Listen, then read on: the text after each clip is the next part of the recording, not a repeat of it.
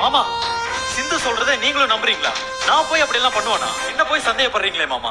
அப்ப என் புள்ள பொய் சொல்றான்னு சொல்றீங்களா? ஆமா மாமா, அவ சொல்றது முழுக்க முழுக்க போய். என் பிள்ளைய பத்தி எனக்கு தெரியும் மாப்பிள்ள. அதிகமா படிக்காம இருக்கலாம், ஆனா அவ நியாயமானவப்பா. பொய்யெல்லாம் சொல்ல மாட்டான், சத்தியத்துக்கு ரொம்ப கட்டுப்பட்டவன். மாமா, உங்க பொண்ணு மத்த விஷயத்துல வேணா அப்படி இருந்திருக்கலாம், ஆனா இந்த விஷயத்துல சிந்து சொல்றது அப்பட்டமான போய். உங்களோட தானே சிந்துவை தேடி அலைஞ்சேன். அவங்க சொல்றதெல்லாம் போய் இப்படி வாய்க்கு வந்து அப்படி எல்லாம் போய் சொல்றேன்.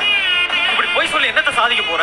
இங்க பாரு, என்ன அவமானப்படுத்துறதாலேயோ அசிங்கப்படுத்துறதாலேயோ நீ நினைச்சத சாதிக்க முடியாது. ஒழுங்கா நடந்த உண்மையை நீயே எல்லாரும் முன்னாடி சொல்லிடு. இல்லனா நீ சொல்றது பொய் நிரூபிச்சு எல்லாரும் உன்னை வெறுக்கிற மாதிரி பண்ணிடுவேன். என்ன சார் பண்ற தப்பெல்லாம் பண்ணிட்டு மாட்டிக்கிட்ட உடனே நியாயஸ்த மாதிரி பேசுறீங்க? இங்க கிட்ட இருந்து தப்பிக்கவே முடியாது. இப்படியே பேசிக்கிட்டு இருந்தா என்ன அர்த்தம்? பொண்ணோட அப்பா அம்மா போலீஸ் ஸ்டேஷனுக்கு வந்து கம்ப்ளைண்ட் கொடுங்க.